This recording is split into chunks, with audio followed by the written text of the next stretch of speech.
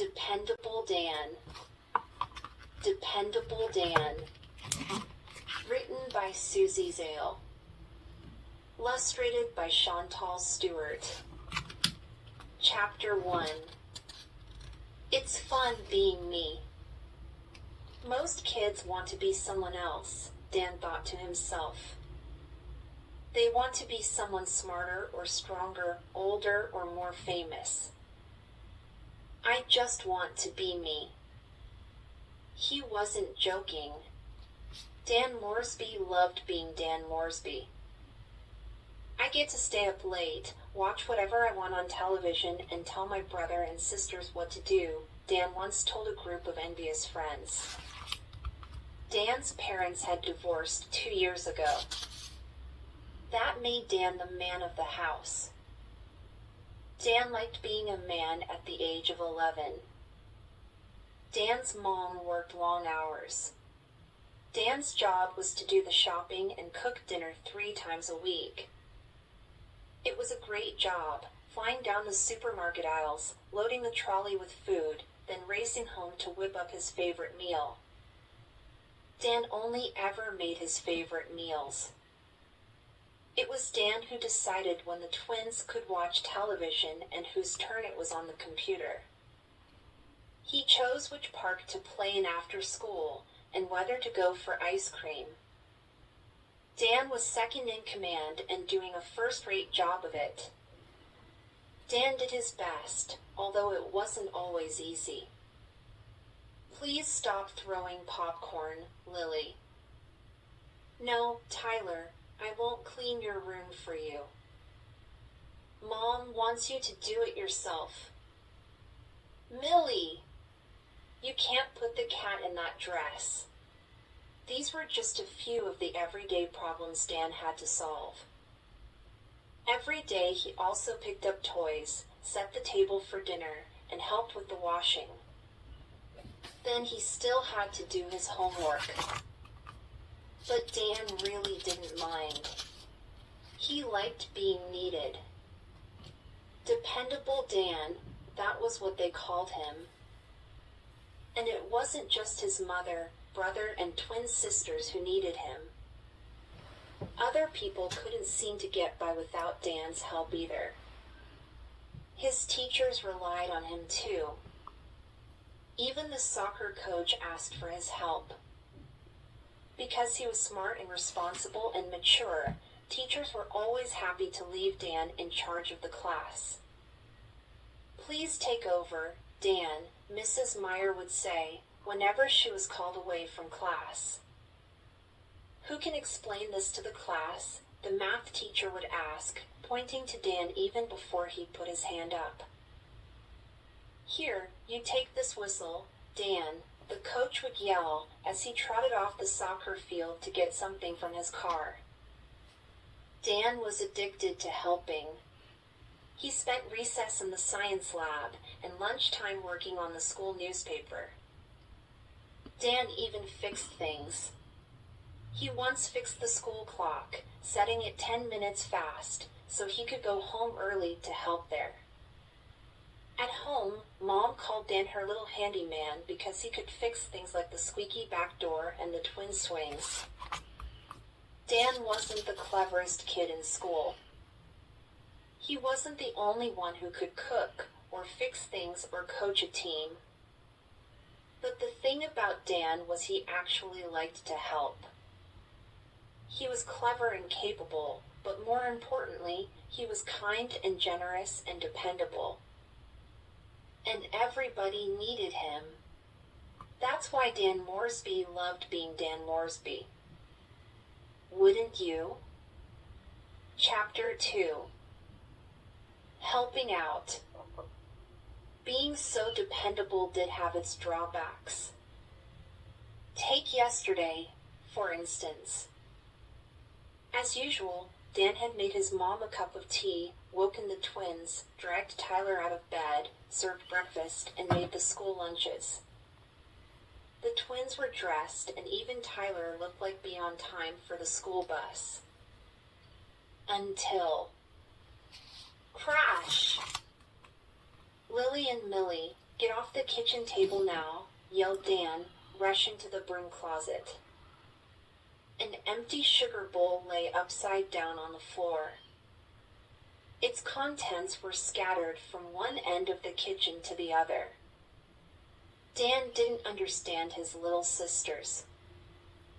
They were so good at making a mess, but completely hopeless at cleaning it up.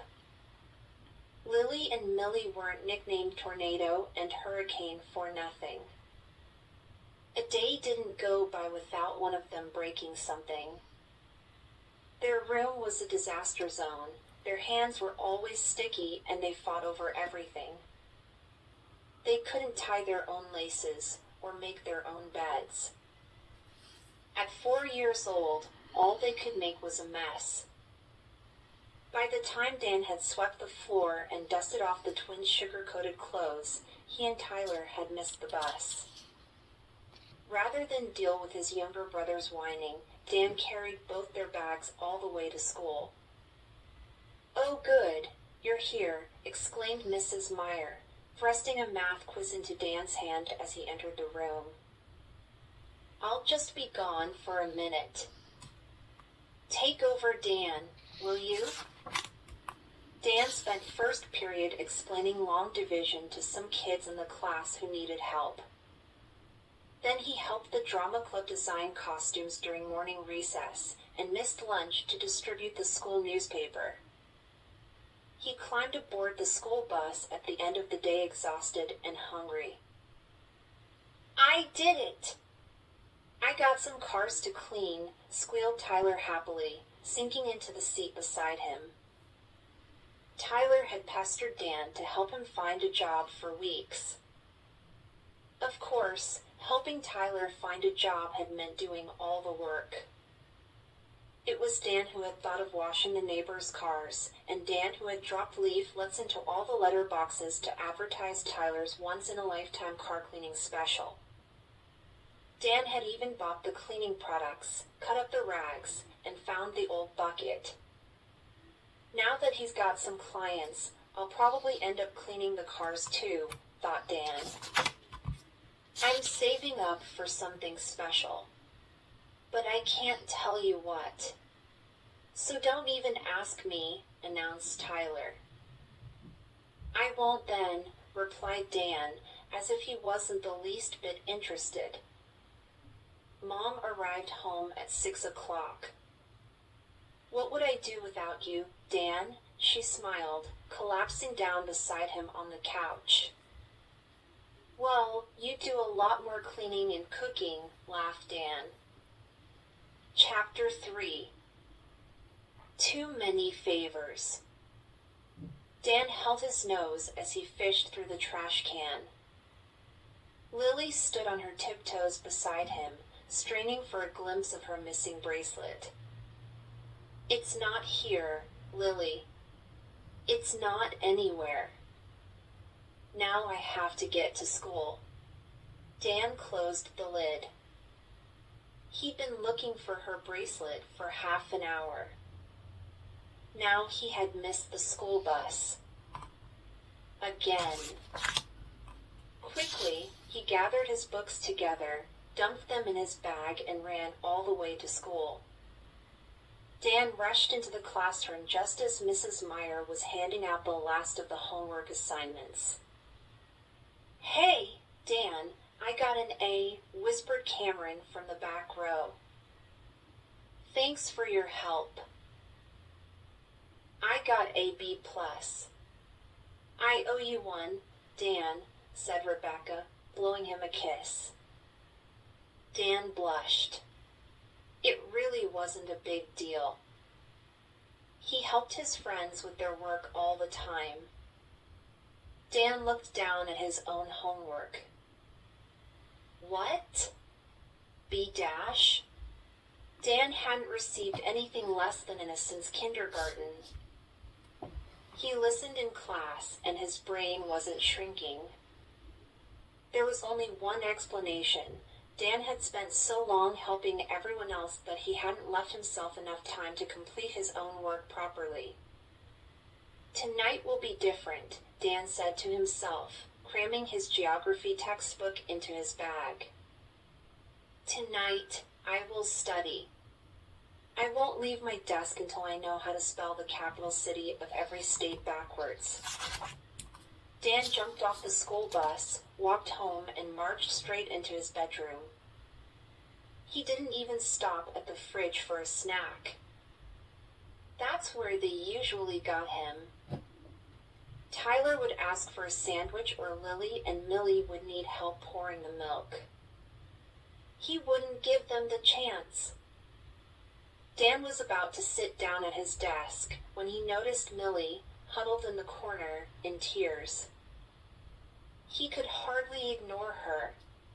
"What's wrong, Millie?" he asked. "It's Jeffy.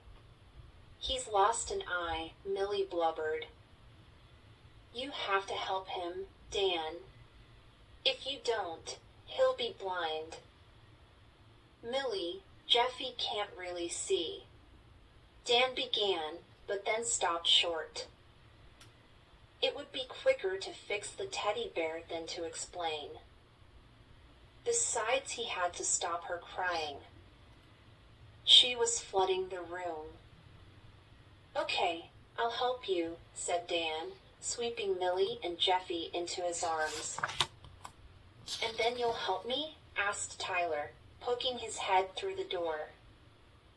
The dog had eaten Tyler's homework. Dan helped Tyler complete his third-grade math exercise in less than 10 minutes. That left him 1 hour with his geography book before dinner had to be cooked. Tyler stopped him before he sat down. "Just one more thing.